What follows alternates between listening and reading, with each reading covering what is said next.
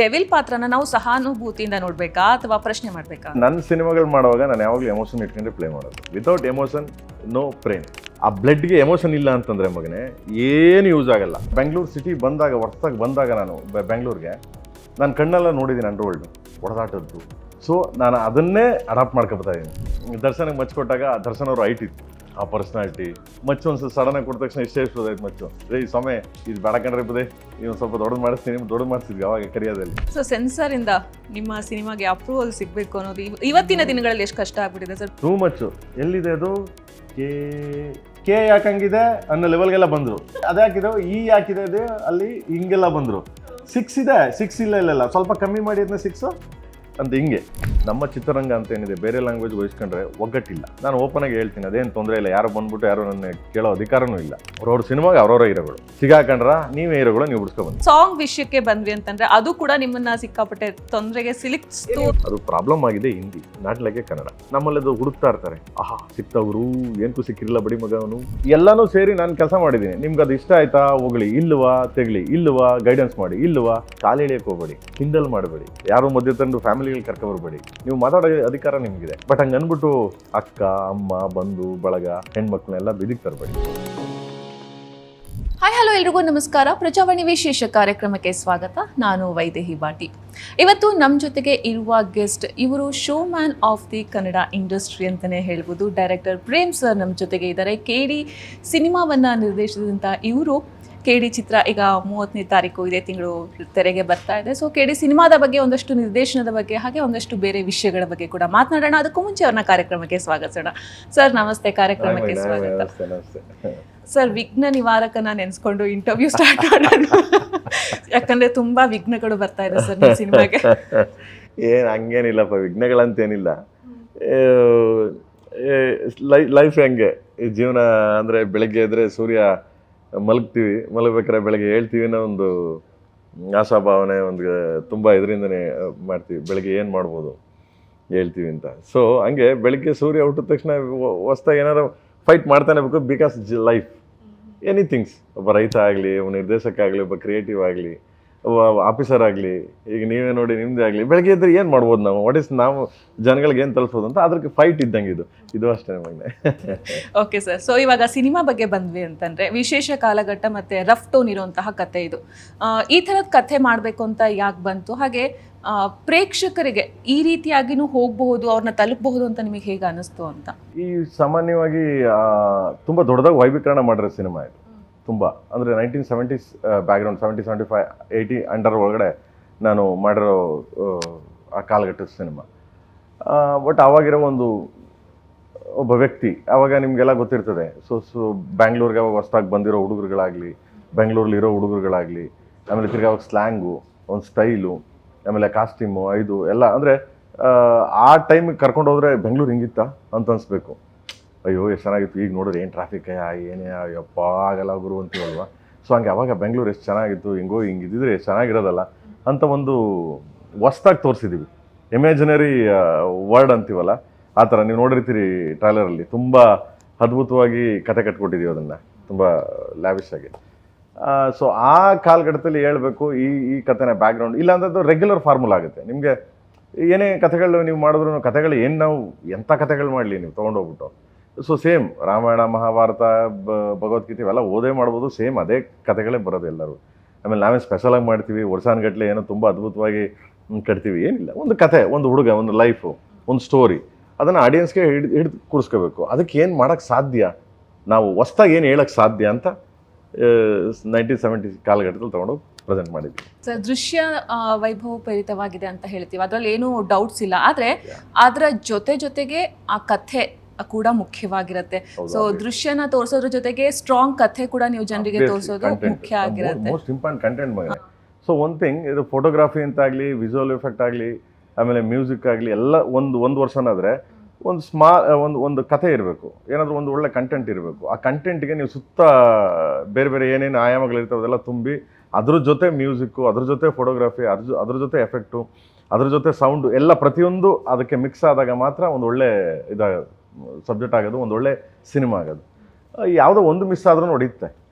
ಒಂದು ಮಿಸ್ ಆದ್ರೂ ಈ ನಿಮಗೆ ಮ್ಯೂಸಿಕ್ ಇಲ್ಲ, ಡಾಕ್ಯುಮೆಂಟ್ರಿ ಆಗುತ್ತೆ, ಫೋಟೋಗ್ರಫಿ ಇಲ್ಲನೇ ಸೇ ಗುರು ಏನು ತೋರ್ಸೋ ಅಂದರೆ ಇವಾಗಿರೋ ಮೈಂಡೆಡ್ ಈಗ ಎ ಐ ಟ್ರೆಂಡು ಜನ್ಜಿ ಅಂತೀವಲ್ಲ ಆ ಟ್ರೆಂಡಲ್ಲಿ ಎ ಐ ಬಂದಿರೋದ್ರಿಂದ ಅವ್ನು ಕುಂತ್ಕೊಂಡು 1980s Bangalore this is light this ಅಂತ ಹೊಡೆದ್ರೆ ಟನ್ ಬರುತ್ತೆ ಬ್ಯೂಟಿಫುಲ್ ಆಗಿ ಅವ್ನಿಗಿನ್ನೂ ನಾವು ಇಮೇಜ್ ಮಾಡ್ಬೇಕು ಅವಾಗ ಅವ್ನ ಮೈಂಡೆಡ್ ಹೆಂಗಿರುತ್ತೆ ಅವ್ನ ಥಿಂಕಿಂಗ್ ಹೆಂಗಿರುತ್ತೆ ಒಂದು ಹೆಜ್ಜೆ ಮುಂದಕ್ಕೆ ಹೋಗ್ಬೇಕು ಇಲ್ಲ ಅವ್ನು ಸಮಕ್ಕಿರಬೇಕು ಸೊ ಅದಕ್ಕೆ ಟ್ರೈ ಮಾಡಿದ್ವಿ ಇದೆಲ್ಲ ಕತೆ ಕಟ್ಕೊಂಡು ಮಾಡಿರೋದು KD ದಿ ಡೆವಿಲ್ ಅಂತಂದ್ರೆ ಇಲ್ಲಿ ಡೆವಿಲ್ ಪಾತ್ರನ ನಾವು ಸಹಾನುಭೂತಿಯಿಂದ ನೋಡ್ಬೇಕಾ ಅಥವಾ ಪ್ರಶ್ನೆ ಮಾಡ್ಬೇಕಾ ಅಂತ ಎಮೋಷನ್ಸ್ ಕಂದ KD the devil KD is Kalidasa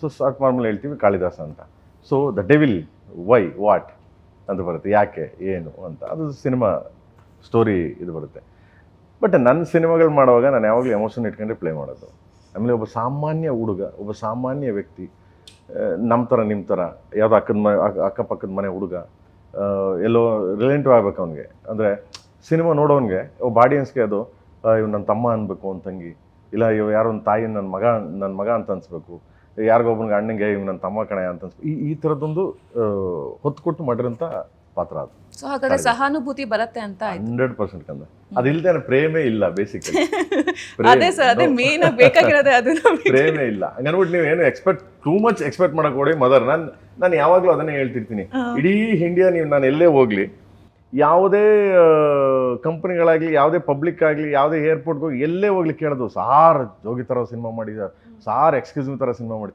ತಿರ್ಗಾ ಅದನ್ನೇ ಮಾಡಿದ್ರೆ ಇವನು ಅದನ್ನೇ ಮಾಡೋನಂತ ಬೈತೀರಾ ಸೊ ಪ್ರತಿಯೊಂದಕ್ಕೂ ಈಗ ತಾಯಿನೂ ಇದ್ದಾಳೆ ತಂಗಿನೂ ಇದ್ದಾಳೆ ತಮ್ಮನೂ ಇದ್ದಾನೆ ಅಣ್ಣನೂ ಇದ್ದಾನೆ ಬಂಧು ಬಳಗ ಎಲ್ಲ ಕ್ಯಾರೆಕ್ಟರ್ಗಳು ಸುಮಾರು ಇವೆ ಸೊ ಅದ್ರ ಬಗ್ಗೆ ಯಾವ್ದಾರು ಒಂದು ಎತ್ಕೊಂಡು ಮಾಡೋಣ ಅಲ್ವಾ ಸೊ ಒಂದೇ ಥರ ಮಾಡ್ಕೊಂಡೋದ್ರೆ ಕಷ್ಟ ಹಂಗನ್ಬಿಟ್ಟು ತಾಯಿ ಅಂದ ತಕ್ಷಣ ಅದ್ರ ಮೇಲೆ ನಾವೇನು ಮಾಡೋಕ್ಕೆ ಸಾಧ್ಯನೇ ಇಲ್ಲ ವರ್ಲ್ಡಲ್ಲಿ ಪ್ರಪಂಚದಲ್ಲಿ ಇರೋ ಭೂಮಿ ಎಲ್ಲಿವರೆಗೂ ಇದೆ ಸೊ ಅದ್ರ ಮೇಲೆ ನಾವೇನು ಮಾಡೋಕ್ಕಲ್ಲ ಆ ಥರದೊಂದು ಸಿನಿಮಾ ಅದು ಅದನ್ನು ಮೀರಿ ನಾನು ಏನು ಮಾಡೋಕ್ಕಾಗಲ್ಲ ಸೊ ಒಂದಕ್ಕೊಂದೊಂದು ಮಾಡಿದ್ದೀನಿ ಬಟ್ ನಾನು ಎಮೋಷನ್ಸ್ ಬಿಟ್ಟು ಯಾವತ್ತೂ ಏನೂ ಮಾಡಲ್ಲ ಅವಾಗ ವಿತೌಟ್ ಎಮೋಷನ್ ನೋ ಪ್ರೇಮ್ ಯಾಕಂದರೆ ನಾನು ಬಂದಿರೋದೇ ಹಳ್ಳಿಯಿಂದ ಅದೆಲ್ಲರೂ ಒಪ್ಕೋತಾರೆ ನಾನು ಬಂದಿರೋದೇ ಅಲ್ಲಿಂದ ಆಮೇಲೆ ನನಗೆ ಇವತ್ತು ನನಗೆ ಎಮೋಷನ್ಸ್ ನನಗೆ ಒಂದು ತುಂಬ ಟೂ ಮಚ್ ಕ್ರೈಮ್ ನಾನು ಯಾವಾಗಲೂ ಅಷ್ಟೇ ನನಗೆ ತೊಂದರೆ ಆದ್ರೂ ಪರವಾಗಿಲ್ಲ ಇನ್ನೊಬ್ರಿಗೆ ತೊಂದರೆ ಆಗೋದು ಬೇಡ ಅಂತ ಬಯಸ್ತೀನಿ ನಾನು ಯಾವಾಗ್ಲೂ ಸೊ ಈ ಥರದ್ದು ಬೆಳ್ಕೊಂಬಂದವನು ನಾನು ವಿತೌಟ್ ಎಮೋಷನ್ಸ್ ನಾನು ಏನು ಮಾಡಲ್ಲ KDಲಿ ಧ್ರುವ ಅವ್ರದ್ದು ರೋಲು ತುಂಬ ಇಂಟೆನ್ಸ್ ಆಗಿ ಕಾಣಿಸುತ್ತೆ ಆಮೇಲೆ ನಿಮಗೂ ಗೊತ್ತಿದೆ ಮಚ್ಚು ಫಸ್ಟ್ ಟೈಮ್ ಅವರು ಹಿಡ್ದಿರೋದು ಅಂತಂದು ಆಮೇಲೆ ಜನರು ಹೇಳ್ತಾ ಇದ್ದಾರೆ ಯಾರು ಫಸ್ಟ್ ಟೈಮ್ ಮಚ್ ಹಿಡಿತಾರೋ ಜೋಗಿ ಪ್ರೇಮ್ ಸರ್ ಯಾವಾಗ ಮಚ್ ಕೈ ಕೊಡ್ತಾರೋ ಅವರ ಒಂದು ಕರಿಯರು ಬೇರೆ ನೆಕ್ಸ್ಟ್ ಲೆವೆಲ್ಗೆ ಹೋಗುತ್ತೆ ಅಂತಂದು ಸೊ ಇದೆಲ್ಲವೂ ಒಂದು ಸೇರ್ಕೊಂಡಿದೆ ಸರ್ ಒಂದು ಪ್ಯಾಕೇಜ್ ಟೈಪ್ ಬಂದಿದೆ ನೀವು ಅವ್ರು ಫಸ್ಟ್ ಟೈಮ್ ಹಿಡಿತಾ ಇರೋದು ಮತ್ತೆ ನೀವು ಧ್ರುವಗೆ ಆಕ್ಷನ್ ಕಟ್ ಹೇಳ್ತಾ ಇರೋದು ಸೊ ಇದೆಲ್ಲವನ್ನು ನೋಡ್ತಾ ಹೋದ್ರೆ ಏನು ಹೇಳಕ್ ಇಷ್ಟಪಡ್ತೀರಾ ಆ ಇಂಟೆನ್ಸ್ ರೋಲ್ ಬಗ್ಗೆ ಆ ಥರ ಏನಿಲ್ಲ ಡಿಫ್ರೆಂಟ್ ಒಬ್ರದೊಬ್ಬರದು ಡಿಫ್ರೆಂಟ್ ವೇ ಆಫ್ ಸ್ಟೈಲ್ ಇರುತ್ತೆ ನನ್ನ ಪಾತ್ರಗಳು ನನ್ನ ಸಿನಿಮಾ ಕಥೆಗಳ ನೋಡೋಕಂದ್ರೆ ಕರಿಯ ಮಚ್ಚ ಸಿನಿಮಾ ಜೋಗಿ ಮಚ್ಚ ಸಿನಿಮಾ ನಿಮಗೆ ಅಪ್ಪು ಸಾರು ರಾಜ್ಯೋತ್ಸವದಲ್ಲಿ ಒಂದು ಡೈಲಾಗ್ ಹೊಡಿದೆ ಅದೇ ಡೈಲಾಗ್ನ ರಿಪೀಟ್ ಹೊಡೆದೀನಿ ಇದರಲ್ಲಿ ನಾನು ಐ ಥಿಂಕ್ ನೋಡಿರ್ತೀರಿ ನೀವು ಅದನ್ನು ನಾವು ಫಸ್ಟ್ ಟೈಮ್ ಮಚ್ ಹಿಡ್ದೀನಣ್ಣ ಉಲ್ಟಾ ಬಿದ್ದರೆ ಬೇಜಾರು ಮಾಡ್ಕೊಬಿಡಿ ಅಂತಾರೆ ಅವ್ರ ಸ್ಟೈಲು ಅದು ಮಚ್ ಹಿಡ್ಕೊಂಡೇ ಅವ್ರು ನಾನು ಉಲ್ಟಾಡ್ಸ್ಬಿಟ್ಟು ಹೊಡ್ಸಿದೆ ಅವ್ರಿಗೆ ಅವ್ರ ಸ್ಟೈಲು ಸೊ ಇಲ್ಲಿ ಬಂದಾಗ ಇಲ್ಲಿ ದ್ರೋಣ ಡೈಲಾಗು ಇದಿದೆ ಕಂಪ್ಯಾರಿಸನ್ನೇ ತಗೊಳ್ಳಿ ನೀವು ಯಾವ್ದೇ ಕಂಪ್ಯಾರಿಸನ್ ನಾನು ಅದನ್ನು ಮೊನ್ನೆಯಿಂದ ನೋಡ್ತಾ ಇದೀನಿ ಸರ್ ಅದು ಸಿಕ್ಕಾಪಟ್ಟೆ ಚರ್ಚೆ ಆಗ್ತಾ ಇದೆ ಅಣ್ಣ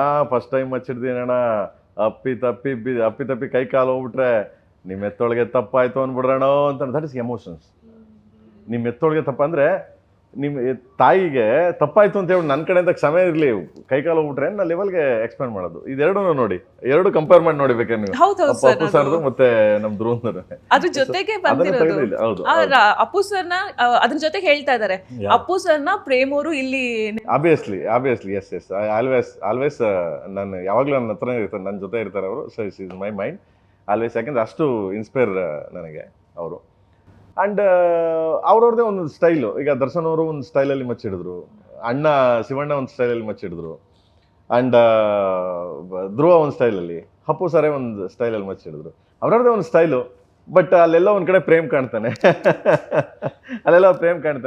ಬಟ್ ಅಷ್ಟು ಪಾತ್ರಗಳು ಅಷ್ಟು ಎಲ್ಲರೂ ಬಂದು ಆ ಪಾತ್ರ ಮಾಡಿದ್ದಿದೆಯಲ್ಲ ಥ್ಯಾಂಕ್ಸ್ ಐ ಡೋಂಟ್ ನೋ ನಾನು ಇದೇ ಥರ ಇವ್ರಿಗೆ ಮಾಡಬೇಕು ಅಂತ ಏನಿಲ್ಲ ಈಗ ಒಬ್ಬೊಬ್ಬರಿಗೆ ಒಂದೊಂದು ಎಕ್ಸ್ಪ್ಲೇನ್ ಮಾಡ್ತಿರ್ತೀನಿ ದರ್ಶನಿಗೆ ಮಚ್ ಕೊಟ್ಟಾಗ ದರ್ಶನ್ ಅವರು ಹೈಟ್ ಇತ್ತು ಆ ಪರ್ಸ್ನಾಲಿಟಿ ಮಚ್ಚು ಒಂದ್ಸಲ ಸಡನ್ನಾಗಿ ಕೊಟ್ಟ ತಕ್ಷಣ ಇಷ್ಟೇ ಎಷ್ಟೋದಾಯ್ತು ಮಚ್ಚು, ರೇ ಈ ಸಮಯ ಇದು ಬೇಡ ಕಣ್ರಿ ಬದೇ ಇವನು ಸ್ವಲ್ಪ ದೊಡ್ಡದು ಮಾಡಿಸ್ತೀನಿ, ದೊಡ್ಡದು ಮಾಡಿಸಿದ್ವಿ ಅವಾಗ ಕರಿಯೋದಲ್ಲಿ. ಓಕೆ, ಅವಾಗ ಮಚ್ಚು ಕೈಯಲ್ಲಿ ಹಿಡ್ಕೊಂಡ್ರೆ ಹಾಲು ಇದನ್ನ ಅದೊಂಥರ ಡಿಫ್ರೆಂಟ್ ಸ್ಟೈಲ್, ವೇವ್ ಸ್ಟೈಲ್. ನಾನು ಹಿಡಿಯೋವರೆಗೂ ಒಂದು 10 ಸಲ ಆದರೂ ಮಾನಿಟರ್ ಮಾಡಿಸಿರ್ತೀನಿ, ಹೆಂಗೆ ಯಾವ ಥರ ಹಿಡಿತಾರೆ, ಯಾವ ಥರ ಇದನ್ನು ಮಾಡ್ತಾರೆ, ಹೆಂಗಿರುತ್ತೆ ಅಂತ. ಯಾಕೆಂದರೆ ನಾನು ಐ ಡೋಂಟ್ ನೋ ಅಂಡರ್ವರ್ಲ್ಡ್. ನನಗೆ ಆವಾಗ ಬೆಂಗಳೂರು ಸಿಟಿ ಬಂದಾಗ, ಹೊಸ್ದಾಗಿ ಬಂದಾಗ ನಾನು ಬೆಂಗಳೂರಿಗೆ, ನಾನು ಕಣ್ಣೆಲ್ಲ ನೋಡಿದ್ದೀನಿ ಅಂಡರ್ವರ್ಲ್ಡು, ಹೊಡೆದಾಟದ್ದು, ಆ್ಯಂಡ್ ದೆನ್ ರೌಡಿಗಳು, ಆ್ಯಂಡ್ ದೆನ್ ಜೈಲು, ಇದನ್ನೆಲ್ಲ ನಾನು ಕಣ್ಣಲ್ಲಿ ನೋಡಿದ್ದೀನಿ ನಾನು. ಇಟ್ಸ್ ನಾಟ್ ಮೈ ಕ್ರಿಯೇಟಿವ್, ಯಾರು ಬುಕ್ಸಲ್ಲಿ ಓದಿಲ್ಲ, ಎಲ್ಲೂ ಇದನ್ನಿಲ್ಲ, ನನ್ನ ಕಣ್ಣಲ್ಲಿ ನೋಡಿ. ಸೊ ನಾನು ಅದನ್ನೇ ಅಡಾಪ್ಟ್ ಮಾಡ್ಕೊಬತ್ತಾ ಇದ್ದೀನಿ, ಅಂದರೆ ಪಾತ್ರಗಳನ್ನ ಅಡಾಪ್ಟ್ ಮಾಡ್ಕೊಬತ್ತಾ ಇದ್ದೀನಿ. ಏನಾದರೂ ಅಂಡರ್ವರ್ಲ್ಡ್ ಸಿನಿಮಾ ಅಂತ ಎತ್ಕೊಂಡಾಗ, ನಾನು ಅಂಡರ್ವರ್ಲ್ಡ್ ಸ್ಟೋರಿ ಅದ್ರ ಮೇಲೆ ಎತ್ಕೊಂಡಾಗ ನನಗೆ ಸುಮಾರು ಸಿಗ್ತವೆ ಬ್ಯಾಂಗ್ಳೂರಲ್ಲಿ. ತುಂಬ ಕ್ರೂರಲ್ ಸಿಗ್ತವೆ, ತುಂಬ ಸ್ಮಾರ್ಟ್ ಸಿಗ್ತವೆ, ಆ್ಯಂಡ್ ಟೂ ಮಚ್ ಇದೆ ಬ್ಯಾಂಗ್ಳೂರ್ ಅಂಡರ್ವರ್ಲ್ಡ್. ನಾನೇನು ಹೇಳೋಕ್ಕೆ ಹೊರಟೇ ಇಲ್ಲ, ಏನೂ ಇಲ್ಲ, ಝೀರೋ. ನಾನು ಎಲ್ಲೋ ಒಂದೊಂದು ಜಾಗ ಹೇಳ್ತೇನೆ ಅಷ್ಟೇ. ಕರಿಯೋದಲ್ಲಿ ಒಬ್ಬರದ್ದು ಹೇಳಿದೆ, ಜೋಗಿಲಿ ಒಬ್ಬರದ್ದು ಹೇಳಿದೆ, ಆ್ಯಂಡ್ ದೆನ್ ಇದರಲ್ಲಿ ಒಬ್ಬರದ್ದು ಹೇಳಿದ್ದೀನಿ. ಸೊ ಸಿಂಪಲ್ ಇಷ್ಟು ಇದೆ, ಬಟ್ ರಿಯಲ್ ನಾನು ನೋಡಿರೋದ್ರಿಂದ ಅದನ್ನು ಅಡಾಪ್ಟ್ ಮಾಡ್ತಾಯಿದ್ದೀನಿ ಎಲ್ಲರ ಮೇಲೂ. ಸರ್, ನೀವು ಅವಾಗ ಒಂದು ಹೇಳಿದ್ರಿ, ಯಾರ್ಯಾರಿಗೆ ಹೆಂಗೆ ನಾನು ಮಚ್ ಕೊಡ್ತಿದ್ದೆ ಅಂತ. ನೀವು ದರ್ಶನ್ ಸರ್ದು ಹೇಳಿದ್ರಿ, ಇನ್ನೂ 3 ಜನ ಅಂತ ಹೇಳಿಲ್ಲ. ದರ್ಶನ್ ಅವರು ಅಷ್ಟೇ ಇರೋದಾಗ. ಆಮೇಲೆ ಅಣ್ಣ ಈ Shivanna, is no words. Shivanna ಹೆಂಗೆ ಅಂತಂದರೆ, ನಾವು ಎಲ್ಲ ರೆಡಿ ಆದಮೇಲೆ ಕಾಸ್ಟ್ಯೂಮು ನೋಡೋಕ್ಕೆ ಇದನ್ನೆಲ್ಲ ಮನೆಗೆ ಹೋದೆ, ಜೋಗಿ ಮಚ್ಚೆಲ್ಲ ಇಟ್ಕೊಂಡು ಫೋಟೋ ತೆಗಿಬೇಕು. ನನಗೆ ಹೆಂಗೆ ಅಂತಂದರೆ, ನಂದು ಪಕ್ಕ ಇದಿರಬೇಕು ಕ್ಯಾರೆಕ್ಟ್ರು, ಈ ಸ್ಟೈಲಿಂದ ಹಿಡಿದು, ಕಾಸ್ಟ್ಯೂಮಿಂದ ಹಿಡಿದು, ಹೆಂಗೆ ಹಿಡಿತಾರೆ, ಹೆಂಗೆ ವಾಕ್ ಮಾಡ್ತಾರೆ, ಯಾವ ಥರ ಫಸ್ಟ್ ನಾನು ರೆಡಿ ಮಾಡ್ತೀನಿ ಅದನ್ನು. ಅದಾದ್ಮೇಲೆ ತಗೊಂಬಂದಲ್ಲಿ ಅಡಾಪ್ಟ್ ಮಾಡ್ಬಿಡ್ತೀನಿ ತೊಗೊಂಡೋಗಿ ಸಿನಿಮಾಗೆ. ಅಲ್ಲಿ ಹಿಡ್ದಾಗ ಅಷ್ಟೇ ಕೊಟ್ಟೆ, ಶಿವಣ್ಣಂಗೆ ತೊಗೊಂಡೋಗಿ ಕಾಸ್ಟ್ಯೂಮ್ ಎಲ್ಲ ಕೊಟ್ಬಿಟ್ಟು ಮಚ್ಕೊಟ್ಟೆ ಮನೇಲಿ. ಮಚ್ಚೆಲ್ಲ ಕೊಟ್ಟ ತಕ್ಷಣ ಅವರು ಸುಮ್ಮನೆ ಹಿಂಗೆ ಹಿಡ್ಕೊಂಡು ಸುಮ್ಮನೆ ಎಳ್ಕೊ ಬಂದ್ರಂಗೆ ಅಲ್ಲದೆ. ಓಕೆ, ಡನ್ ಡನ್, ಓಕೆ ಅಂದರೆ ಈ ಥರ. ಸೊ ಒಂದೊಂದು ಕನೆಕ್ಟ್ ಮಾಡ್ತೀವಿ. ಇವನು ಧ್ರುವನ್ಗೂ ಅಷ್ಟೇ. ಧ್ರುವನ್ಗೆ ಅಪ್ಪು ಅವ್ರೇನು ಕೇಳಂಗೆ ಇಲ್ಲ. ಅಪ್ಪು ಅವ್ರದ್ದಂತೂ ಬಾಡಿ ಲ್ಯಾಂಗ್ವೇಜ್ ಸ್ಟೈಲ್ ಬೇರೆ, ಡಿಫ್ರೆಂಟ್. ಅಪ್ಪು ಅವ್ರ ಬಾಡಿ ಲ್ಯಾಂಗ್ವೇಜು, ಅಪ್ಪು ಅವ್ರ ಸ್ಟೈಲೇ ಬೇರೆ. ಅವರು ಮಚ್ಚಿ ಹಿಡಿಬೇಕಾದ್ರೆ ಎಳೆಯೋದೇನಿಲ್ಲ, ಹಿಂಗೆ ಉಲ್ಟಾ ಹಿಡ್ಕೊಂಡು ಬಾಸ್ ತಿರುಗಿಸಿ ನಾವು ಹೊಡಿತೀವಿ ಗೊತ್ತಾ. ಹಳ್ಳಿಗಳ ಕಡೆ ಇಲ್ಲೇ ನಮ್ಗೆ ಗಾದೆಗಳಿದೆ, ಒಡೆಯ ನನ್ನ ಮಗನ ಉಲ್ಟಾ ತಿರ್ಸ್ಕೊಂಡು ಕೊಡ್ಲಿಲ್ಲ ಅಂತೀವಿ, ಒಡೆಯ ನನ್ನ ಮಗನ ಮಚ್ಚಲ್ಲಿ ಉಲ್ಟಾ ಹೊಡ್ಕೊಂಡು ಅಂತೀವಿ. ಅಂದರೆ ಈ ಥರ ಡೈಲಾಗ್ ಅದು. ಅಂದರೆ ಈ ಜನಪದ ಅಂತೀವಲ್ಲ, ಏನೋ ತಪ್ಪು ಮಾಡಿದಾಗ ಹೊಡಿಲ್ಲ ಅವನಿಗೆ ತಗೊಂಡು ಏನಾದ್ರೂ ಉಲ್ಟಾ ಹೊಡಿ ಹೇಳ್ತೀನಿ ನನ್ನ ಮಗನಿಗೆ ಅಂತೀವಿ. ಹಂಗೆ ಬಾಸ್ ಅದು ತಿರ್ಸಿ ಉಲ್ಟಾ ತಿರ್ಸ್ಕೊಂಡು ಬನ್ನಿ ಹೇಳ್ತೀನಿ ಅಂತ ಬಂದರು ಅವರು ಸಖತ್ತಾಗೆ. ಅಂದರೆ ಹಿಡ್ಕೊಂಡು ಎಲ್ಲ ನಾನು ಸುಮ್ಮನೆ ಒಂದು ಸರಿ ಮಾಡದೆ ಬಂದರು. ಆ್ಯಂಡ್ ಧ್ರುವನೂ ಅಷ್ಟೇ. ಒಂದ್ಸರಿ ಸ್ಟಾರ್ಟ್ ಮಾಡ್ಬೇಕಾದ್ರೆ ಅದನ್ನು ಒಂದು ದಿನ ಎಲ್ಲ ರಿಹರ್ಸಲ್ ಮಾಡ್ದ ಅವನು ಮಚ್ಚಿ ಹಿಡ್ಕೊಂಡು. ಯಾಕೆಂದರೆ ಅಣ್ಣ ದರ್ಶನ್ ಸರ್ ಹಂಗೆ ಹಿಡಿದ್ಬಿಟ್ಟವ್ರೆ, ಅಣ್ಣ ಹಿಂಗೆ ಹಿಡಿದ್ಬಿಟ್ಟವ್ರೆ, ಅಪ್ಪು ಸರ್ ಹಂಗೆ ಹಿಡಿದ್ಯಾರೆ, ನಾವು ಹೆಂಗಣ್ಣ ಏನಣ್ಣ ಏನಿಲ್ಲ, ಹಿಡಿಯೋ ಅವರೆಲ್ಲ ಲೆಜೆಂಡ್ರಿಗಳು ಕಣೋ ಬಿಡು, ನೀನು ಇನ್ನೂ ಬೆಳೀತಾರನೋ, ನಿನ್ನ ಸ್ಟೈಲಲ್ಲಿ ನೀನು ಬಾ, ನಿನ್ನ ಸ್ಟೈಲ್ ನೀನು ಬೇಗ ಬಾ. ಅಂದರೆ ರಿಯಾಲಿಟಿ ನಾನು ಕಣ್ಣಲ್ಲಿ ನೋಡೋದ್ರಿಂದ ಅವ್ರಿಗೆಲ್ಲ ಎಕ್ಸ್ಪ್ಲೇನ್ ಮಾಡ್ಕೊಬತ್ತೀನಿ ಅಷ್ಟೇ. ನಾನು ಒಂದು ಫೈಟ್ ಅಂತ ಈಸಿ, ಫೈಟ್ ಮಾಡೋದಿದೆಯಲ್ಲ ಅದು ತುಂಬ ಈಸಿ ಕೆಲಸ. ಏನಕ್ಕೆ ಅಂತಂದರೆ ಫೈಟ್ರ್ಗಳು ರಿಸ್ಕ್ ತಗೋತಾರೆ, ಓಕೆ, ಆ್ಯಂಡ್ ಮಾಸ್ಟರ್ ಇರ್ತಾರೆ. ಹೀರೋಗಳಿಗೆ ಯಾರಿಗೂ ರಿಸ್ಕ್ ಇರೋಲ್ಲ ಫೈಟು. ಏನು ಫೈಟು ಲೈಕ್ ರೆಗ್ಯುಲರ್ ಫೈಟ್ಗಳು. ಬಟ್ ಈ ಥರ ಮಚ್ಚು ಫೈಟ್ಗಳಿದೆಯಲ್ಲ ಎಲ್ರಿಗೂ ಬೀಳ್ತವೆ ವೇಟ್ಗಳು, ಎಲ್ಲರಿಗೂ ಬೈ ಮಿಸ್ಟೇಕ್ ಮಿಸ್ ಆದರೆ ಅದು ಇದಿರುತ್ತೆ, ಏನು ಲೈಕ್ ಡಮ್ಮಿ ಇರುತ್ತೆ. ಕೆಲವು ಕಡೆ ಡಮ್ಮಿ ಇರ್ತದೆ. ತುಂಬ ನಾವು ಕ್ಯಾಮ್ರಾನ ಯಾವಾಗ ಹತ್ತಿರ ಇಡ್ತೀವಿ, ಕ್ಯಾಮ್ರಾ ಯಾವಾಗ ಇದು ಮಾಡ್ತೀವಿ, ಅವಾಗ ಒರಿಜಿನಲ್ ಕೊಟ್ಟಿರ್ತೀವಿ ನಾವು. ಅವಾಗ ಒರಿಜಿನಲ್ ಏನಕ್ಕೆ ಅಂತಂದರೆ ಅದು ಡಮ್ಮಿ ಕಾಣಬಾರ್ದು ಅಂದ್ಬಿಟ್ಟು, ಆಡಿಯನ್ಸ್ಗೆಲ್ಲೋ ಚೀಟ್ ಮಾಡಬಾರ್ದು, ಡಮ್ಮಿ ಕಾಣಬಾರ್ದು ಅಂತ. ಆಮೇಲೆ ಅವಾಗಿನ ಅಂಡರ್ವರ್ಲ್ಡ್ ಅಂತ ಏನಿದೆ, ಅವಾಗಿನದ್ದು ಅಂಡರ್ವರ್ಲ್ಡು, ನೀವು ಮೈ ಜುಮ್ ಅನ್ಸುತ್ತೆ ಅದೆಲ್ಲ ಎಕ್ಸ್ಪ್ಲೇನ್ ಮಾಡ್ತಾ ಕೂತ್ಕೊಂಡ್ರೆ ಕೆನಾಟ್. ಹಿಂಗೆ ಕೂತಿರ್ತೀವಿ, ಹಿಂಗೆ ಮಾತಾಡ್ತಾ ಇರ್ತೀವಿ, ಏಕಾಕಿ ಸಡನ್ನಾಗಿ ನೋಡಿ ಇಷ್ಟು ಜನ ಇದ್ದಾರೆ, ಇಷ್ಟು ಜನದಲ್ಲಿ ಯಾರು ಬಂದು ಹೊಡಿತಾರೆ ಅಂತ ಗೊತ್ತಿರಲ್ಲ. That is underworld. ಆಮೇಲೆ ಇಷ್ಟು ಜನ ಇಲ್ಲಿ 10 ಜನ ಇದ್ದಾರೆ, 10 ಜನದಲ್ಲಿ ಯಾವಾಗ 50 ಜನ ಆಗ್ತಾರೆ ಅಂತ ಗೊತ್ತಿರಲ್ಲ, ಅವ್ರು ಎಲ್ಲಿಂದ ಬಂದರು ಅಂತ ಗೊತ್ತಿರಲ್ಲ. So this is underworld. ಇದನ್ನು ಮ್ಯಾನೇಜ್ ಮಾಡೋದು ಇದೆಲ್ಲ ತುಂಬ ಕಷ್ಟ ಇದೆ, ಕಂಪೋಸ್ ಮಾಡ್ಕೊಂಡು ಮಾಡೋದು. ಫೈಟ್ ಅದು ಈಸಿ ಕೆಲಸ. ಸೊ ಅದನ್ನು ನಾನು ಎಕ್ಸ್ಪ್ಲೇನ್ ಮಾಡ್ತೀನಿ. ಒಂದು ಸರಿ ಮಾಸ್ಟರ್ಗಳು ಇಟ್ಬಿಟ್ಟು, ಹುಡುಗರನ್ನ ಇಟ್ಬಿಟ್ಟು ನಾನೇ ಆ್ಯಕ್ಟ್ ಮಾಡಿ ತೋರಿಸ್ಬಿಡ್ತೀನಿ, ದಿಸ್ ಇಸ್ ರಿಯಾಲಿಟಿ ಅಂತ ಕ್ಯಾರಿ ಆಗುತ್ತೆ. ಇನ್ನೊಂದು ಸೋಷಿಯಲ್ ಮೀಡಿಯಾದಲ್ಲಿ ಆಗಿದ್ದು, ಪ್ರೇಮ್ ಸರ್ ಎಲ್ಲಾರ್ಗೂ ಮಚ್ ಕೊಡ್ತಾರೆ, ಕೊನೆಗೆ ಎಲ್ಲ ಬಿಟ್ಟು ರಮೇಶ್ ಅರವಿಂದ್ ಅವ್ರಿಗೂ ಕೊಟ್ಬಿಟ್ರು, ತ್ಯಾಗ ಬಲಿದಾನ ಅಂತಿದ್ದವ್ರು ಅವರು. ಅವ್ರ ಕೈಲೊಂದು ಹಿಂಗೆ ಮಚ್ ಕೊಟ್ಟು ಅವ್ರು ಹಿಡ್ಕೊಂಡು ನಿಂತಿದ್ರು, ಅವ್ರು ನೋಡೋದಕ್ಕೆ ಆಗಲ್ಲ ಅವ್ರ ಕೈಯಲ್ಲಿ ಮಚ್ಚು ಅಂತಂದು ಹೇಳ್ತಿದ್ರು. ಸಿನಿಮಾ ನೋಡಿದಾಗ ಗೊತ್ತಾಗುತ್ತೆ ವಾಟ್ ಇಸ್ ದ ರೀಸನ್ ಅಂತ. ಸಿನಿಮಾ ನೋಡೋದಕ್ಕೂ Ramesh sir is amazing actor, cannot. Sir ಇದು ಏನಂತಾರೆ, ಸಿಕ್ಕಾಪಟ್ಟೆ ದೊಡ್ಡ ತಾರಾಗಣ ಇದೆ ಸೂಪರ್ ಸ್ಟಾರ್, ಎಲ್ಲ ಸೂಪರ್ ಸ್ಟಾರು ಬಂದಿರೋದು. ಆ ಕಡೆಯಿಂದ ಸಂಜಯ್ ದತ್ ಸರ್, ಶಿಲ್ಪಾ ಶೆಟ್ಟಿ ಮ್ಯಾಮ್, ಈ ಕಡೆಯಿಂದ ರವಿಚಂದ್ರನ್ ಸರ್, ರಮೇಶ್ ಅರವಿಂದ್ ಸರ್, ಈ ಕಡೆ ಧ್ರುವ ಕೂಡ ಇದ್ದಾರೆ. ಫುಲ್ ಎಲ್ಲ ಸೂಪರ್ ಸ್ಟಾರ್ನ ಒಂದು ಸಿನಿಮಾದಲ್ಲಿ ತೋರಿಸೋದು ಅದು it's not a easy thing. ಅದೊಂದು ಸ್ವಲ್ಪ ಚಾಲೆಂಜ್. ಯಾಕಂದರೆ ಅವ್ರು ಎಲ್ಲರದು ಪಾರ್ಟ್ನು ನೀವು ನೋಡಬೇಕಾಗತ್ತೆ, ಅವ್ರವ್ರ ಪಾರ್ಟಿಗೆ ಎಷ್ಟೆಷ್ಟು ಪ್ರಾಮುಖ್ಯತೆ ಕೊಡಬೇಕು ಅನ್ನೋದು ಕೂಡ ನೀವು ಕ್ಯಾಲ್ಕುಲೇಟ್ ಮಾಡಬೇಕಾಗತ್ತೆ. ಸೊ ಇದು ಒಂದಾಯ್ತಂದರೆ, ಇನ್ನೊಂದು ಜನರಿಗೆ ಓವರ್ ಡೋಸ್ ಆಗೋದಿಲ್ವಾ ಸರ್ ಇಷ್ಟು ಸೂಪರ್ ಸ್ಟಾರ್ಸ್ನ ಒಂದೇ ಸಿನಿಮಾದಲ್ಲಿ? ಇಲ್ಲ, ಸ್ಟೋರಿ ನಿಮಗೆ ಸ್ಟೋರಿ ಒಳ್ಳೆ ಸೂಪರ್ ಸ್ಟಾರ್ ಅಂತ ನೀವು ಯಾವತ್ತೂ ಇವಾಗಿನ ಜನ್ರೇಷನಲ್ಲಿ ಅವಾಗಿತ್ತು ನಿಮಗೆ. ಯಾವಾಗ ಅಪ್ಪಾಜಿ ಇದ್ದ ಕಾಲದಲ್ಲಿ, ಅಣ್ಣ ಇದ್ದ ಕಾಲದಲ್ಲಿ, ಅಮಿತಾಬ್ ಬಚ್ಚನ್ ತಗೊಳ್ಳಿ, ಇವ್ರು ಒಂದು ಸಮ್ ಟೈಮ್ ಇತ್ತು ಅದೆಲ್ಲ ನಿಮಗೆ. ಅವಾಗ ಬಿಗ್ ಸ್ಟಾರ್ಸ್, ಬಿಗ್ ಇದು ಅಂತ ಯಾರಿಗ ಬಾಲಸ ಅನ್ಬೋದು ನಾನು ಹೇಳ್ತಾ ಇದ್ದೆ. ಇವಾಗ ಕಂಟೆಂಟ್ ಮೇಲೆ ಹೋಗುತ್ತೆ cinema, not like A star. ಯಾವತ್ತೂ ಸ್ಟಾರ್ ವರ್ಕೇ ಆಗಲ್ಲ ಇವಾಗ. ಈಗಿನ ಪ್ರೆಸೆಂಟ್ ಸಿಚುವೇಶನ್ ತಗೊಳ್ಳಿ ಸಿನಿಮಾ, ನೀವು ಯಾವ್ದಾರ ತಗೊಳ್ಳಿ, ಹೊಸಬ್ರು ಸಿನಿಮಾ ಯಾರೋ ಹೊಸಬ ಗೊತ್ತಿಲ್ಲದವರು ಸಿನಿಮಾ, ಅವ್ನಿಗೆ ಹೀರೋನೇ ಅಲ್ಲ ಅವನು, ಬಟ್ ಕಂಟೆಂಟ್ ಚೆನ್ನಾಗಿದ್ರೆ 100 crores ಮಾಡಿರುತ್ತೆ. ಎನಿ ಲ್ಯಾಂಗ್ವೇಜ್, ನಾಟ್ ಲೈಕ್ ನಮ್ಮ ಲ್ಯಾಂಗ್ವೇಜ್, ಎನಿ ಲ್ಯಾಂಗ್ವೇಜ್. ಸೊ ಇಲ್ಲೇನಾಗಿದೆ, content base on content. But ಅವರೊಂದು ಲೆಜೆಂಡ್ರಿಗಳು, ಅವರೆಲ್ಲರೂ ಹೆಸರು ಮಾಡಿರೋದು, ಒಂದು ಅದಕ್ಕೊಂದು ಪ್ರಾಮುಖ್ಯತೆ ಬೇಕು. ನಾವು ಸುಮ್ಮನೆ ತಗೊಂಡ್ಬಿಟ್ಟು, ಈಗ ರವಿ ಸರ್ ಹತ್ರ ಹೋದೆ, ರವಿ ಸರ್ ಹತ್ರ ಹೋಗ್ಬಿಟ್ಟು ಏನೋ ಅಂದರು, ಕೆಡಿಲಿ ಒಂದು ಇದು ಮಾಡ್ಬೇಕು ಸರ್, ಒಂದು ಪಾತ್ರ ಇದೆ ಮಾಡ್ಬೇಕು ಸರ್. ಸರಿ ನನ್ನ ಮಗ, ನಿನ್ನ ಹೇಳೋದೆಚ್ಚ, ನಾನು ಮಾಡೋದೆಚ್ಚ, ಸರಿ ಓಕೆ ಯಾವಾಗ ಅಂತ ಹೇಳ್ಬಿಟ್ಟು ಡೇಟು ಬರ್ತೀನಿ ಅಂದರೆ, ಅವರು ಏನು ನನ್ನ ಪಾತ್ರ ಅಂತ ಕೇಳಲಿಲ್ಲ. ಅವರು ನನ್ನ ಪಾತ್ರ ಏನು ಅಂತ ಕೇಳಲಿಲ್ಲ, ನನ್ನ ಕಾಸ್ಟ್ಯೂಮ್ ಏನು ಅಂತ ಕೇಳಲಿಲ್ಲ, ನಾನು ಏನು ಮಾಡಬೇಕು ಅಲ್ಲಿ ಬಂದು ಅಂತ ಕೇಳಲಿಲ್ಲ. ಆಯ್ತು ಕಣ, ಯಾವಾಗ ಡೇಟ್ ಅಂತ ಹೇಳ್ಬಿಟ್ಟು ಬರ್ತೀನಿ ಅದು. ಅಂದರೆ ನನ್ನ ಮೇಲಿರೋ ಪ್ರೀತಿಗೆ, ನನ್ನ ಮೇಲಿರೋ ಅಭಿಮಾನಕ್ಕೋ ಅಥವಾ ನನ್ನ ಮೇಲಿರೋ ಓವರ್ ಕಾನ್ಫಿಡೆನ್ಸ್ಗೂ ಗೊತ್ತಿಲ್ಲ, I don't know. Okay, so ಅವ್ರಿಗೆ ಒಂದು ಕಾಸ್ಟ್ಯೂಮ್ ರೆಡಿ ಮಾಡಿ, ಹೇರ್ ಸ್ಟೈಲ್ ಮಾಡಿ, ಆಗಿನ ಕಾಲ್ಗಟ್ಟಕ್ಕೆ ತಗೊಂಡು ಹೋಗೋಕ್ಕೆ ಸುಮಾರು 1 ತಿಂಗಳು ಟ್ರೈ ಮಾಡಿದ್ದೀನಿ. ಒಂದು 10 ಸರಿ ಕಾಸ್ಟ್ಯೂಮ್ ಚೇಂಜ್ ಮಾಡಿಸಿದ್ದೀನಿ, 10 ಸರಿ ಹೋಗಿದ್ದೀನಿ. ಬೈಯೋರು ನನಗೆ, ನನ್ನ ಮಗನೇ ನಾನು ಹೀರೋಯಿನ್ಗೆ ಚೇಂಜ್ ಮಾಡಿಸಿದೆ ಈ ಥರ, ನನ್ನ ಮಗ ನೀನು ನನಗೆ ಬಂದ್ಬಿಟ್ಟು ಚೇಂಜ್ ಮಾಡಿಸ್ತೀಯಲ್ಲೋ, ನನ್ನ ಮಗ ನೀನು ಸವಾಸ, ನೀನು ಪಿಕ್ಚರ್ ಬೇಡ ಏನು ಬೇಡ ಹೋಗಪ್ಪ ಅನ್ನೋರು. ತಲೆ ಕೂದಲ ಹಿಡ್ಕೊಂಡು ಜಗ್ಗಾಡೋರು ನನಗೆ, ನಾನು ಇವನ ಹತ್ರ ಆಗಲ್ಲ ಕಣೋ ಅಂತ. ಸೊ ಹಿಂಗೆ ನಾನು ತುಂಬ ಪ್ರೀತಿಯಿಂದಾಗೆ ನಾವೆಲ್ಲ ಅವಾಗೆಲ್ಲ ಕದ್ದು ಮುಚ್ಚಿ ಅವ್ರ ಸಿನಿಮಾ ನೋಡೋವು. VCDಲಿ ಊರಲ್ಲಿ ಹಳ್ಳಿಗಳಲ್ಲೆಲ್ಲ ಹಾಕ್ಬಿಟ್ಟು, VCDನಾಗ ನನ್ನ ಸ್ಕೂಲು ಕಾಲೇಜ್ ಡೇಸಲ್ಲೆಲ್ಲ VCDಗಳು ಹಾಕ್ಬಿಟ್ಟು ಅವ್ರ ಸಿನಿಮಾಗಳನ್ನ ಕದ್ದು ಮುಚ್ಚಿ ಬ್ಲ್ಯಾಕು, ಅದು ಏನು ನಿಮಗೆ ಪೈರಿಸಿ ಅಂತೀವಲ್ಲ, ಪೈರಿಸಿ ತೊಗೊಂಡೋಗಿ ಹಾಕುವು. ರವಿಚಂದ್ರನ್ ಅಂದರೆ ಅವಾಗೆಲ್ಲ ಏನು ರವಿಚಂದ್ರ ಪಂಚಾಯತ್ಗೆ ಬಂದರೆ ಅದು ರಾಮಾಚಾರಿ ಅದು ಬಂದರೆ ಏನು ಕೂಗ್ ಕಿರ್ಚಾಡುವು. ಅವ್ರೊಟ್ಟಿಗೆ ನಾವು ಕೆಲಸ ಮಾಡ್ತೀವಿ, ಅವ್ರಿಗೋಗಿ ನಾನು ಡೈರೆಕ್ಟ್ ಮಾಡ್ತೀನಿ ಅನ್ನೋದು ಹೆಮ್ಮೆ ಅಲ್ವಾ. ಸೊ ಅವರು ನನ್ನನ್ನು ಅಷ್ಟು ಬಿಲೀವ್ ಮಾಡಿ ಬಾರೋದು ಏನು ಮಾಡ್ತೀವಿ ಮಾಡೋ ಅನ್ನೋದು ದೊಡ್ಡತನ, ನಿಜವಾಗ್ಲೂ ಅವ್ರು ದೊಡ್ಡತನ. ಸರ್ ಈ ಥರ ಪ್ರತಿ ಪಾತ್ರಗಳಷ್ಟೇ. ನನಗೆ ರಮೇಶ್ ಸರ್ ಹಂಗೆ ಬಂದರು. ಆ್ಯಂಡ್ ದೆನ್ ಲೈಕ್ ಸಂಜು ಬಾಬಾ ಅಷ್ಟೇ, ಕತೆ ಹೇಳಿದ ತಕ್ಷಣ ಏನು ಎರಡನೇ ಮಾತೇ ಆಡಲಿಲ್ಲ ಪಾಪ ಅವರು. ಅವ್ರಿಗೆ I am do it Prem sir, आपको बारे में सब कुछ जानता है, ಚಲೋ ಪ್ರೇಮ್ ಸರ್ ಅನ್ಕೊಂಡ್ಬಂದರು. ಸೊ ಈ ಥರ ಶಿಲ್ಪಾ ಶೆಟ್ಟಿ ಅವರಾಗಲಿ, ಸೊ ಪ್ರತಿಯೊಂದು ಕ್ಯಾರೆಕ್ಟ್ರುಗಳು. ಫೈನಲ್ ನನ್ನ ಡಾರ್ಲಿಂಗು ಹೋದೆ. ಡಾರ್ಲಿಂಗ್ ಇದರಲ್ಲಿ ಒಂದು ಒಳ್ಳೆ ಇದಿದೆ, ಬರಬೇಕು ಡಾರ್ಲಿಂಗ್ ನೀವು ಒಂದೇ. ಆಯಿತು ಚಿನ್ನ, ಏನಕ್ಕೆ ಯಾಕೆ ಬರಬೇಕು, ಏನಕ್ಕೆ ಬರಬೇಕು, ನಿಮ್ಗೆ ಗೊತ್ತೇ ಇದೆ ಅವ್ರ ಬಗ್ಗೆ, ಏನು ಕೇಳ. ಆಯಿತು ಚಿನ್ನ ಬರ್ತೀನಿ, ಓಕೆ ಡನ್ ಅಂತ ಡಾರ್ಲಿಂಗ್ ಕರ್ಕೊಂಡು ಬಿಟ್ಟಿದ್ದೀನಿ ಅದರಲ್ಲಿ ಸುದೀಪ್ ಅವ್ರಿಗೆ. ಸೊ ಗುಡ್ ಓವರಾಲ್, ತುಂಬ ಡೆಡಿಕೇಟ್ ಮಾಡಿ ಎಲ್ಲ ನನ್ನ ಟೀಮ್ ಆಗಲಿ, ನನ್ನ ಇದಾಗಲಿ ಎಲ್ಲ ಚೆನ್ನಾಗಿ ಮಾಡಿದ್ದಾರೆ ಕೆಲಸ.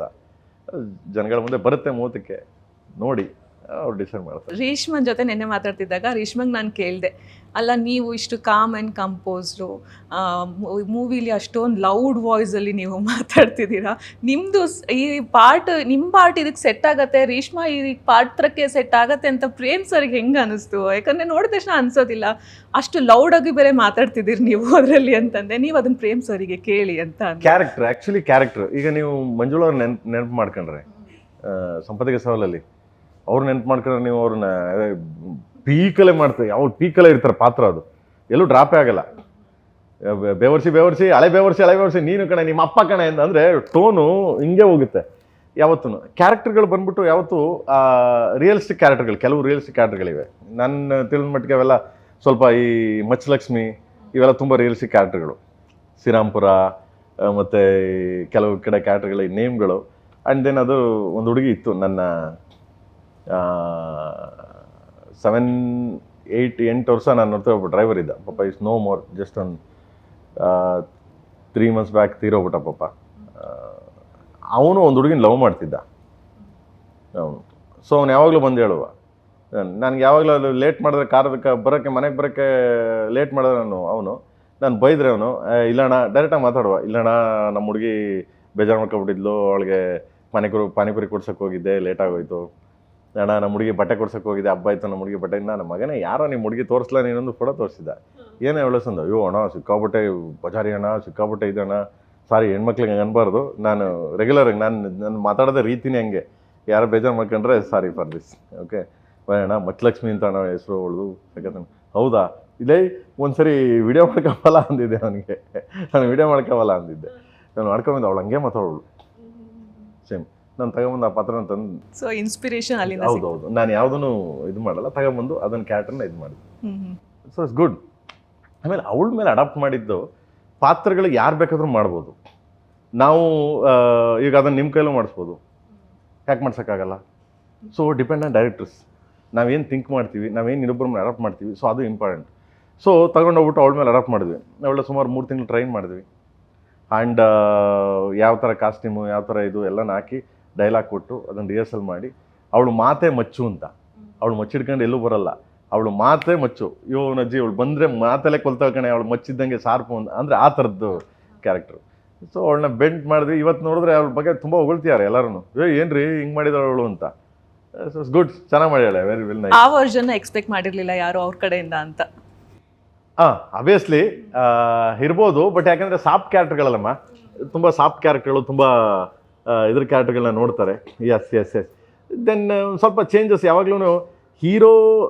ಹೀರೋಯಿನ್ ಬಂದ್ಬಿಟ್ಟು ಯಾವಾಗಲೂ ಮರ ಸುತ್ತೋದಾಗಲಿ, ನಾನು ಐ ಲವ್ ಯು, ನಿಮ್ಮ ಅಮ್ಮ ಬೇಡ ಅಂದ್ಲು, ನಿಮ್ಮ ಅಪ್ಪ ಬೇಡ ಅಂದ, ಆಮೇಲೆ ನಿಮ್ಮ ಅಣ್ಣ ಏನೋ ಹೊಡೆದ್ಬಿಟ್ಟ, ನಿಮ್ಮ ಅಣ್ಣ ಹಿಂಗೆ ಬಂದ, ಈ ಥರದ ಕಥೆಗಳು ನೋಡಿ ಸಾಕಾಗಿದೆ ಜನಗಳಿಗೆ. ಬಟ್ ಅದೂ ಕಥೆಗಳೇ, ಬಟ್ ನೋಡಿ ಸಾಕಾಗಿದೆ. ನಾವು ಬೇರೆ ಏನು ಮಾಡ್ಬೋದು, ಇದನ್ನು ಒಂದು ಕ್ಯಾರೆಕ್ಟರ್ನ ಅವಳನ್ನೇ ವಿಲನ್ ಮಾಡಿ, ಅವಳನ್ನೇ ಹೀರೋ ಮಾಡಿ, ಅವಳನ್ನೇ ರಾಣಿ ಮಾಡಿ, ಅವಳನ್ನೇ ಎಲ್ಲ ಇದೇ ಥರ ಮಾಡಿ ಇಟ್ಬಿಟ್ಟಿದ್ದೀವಿ.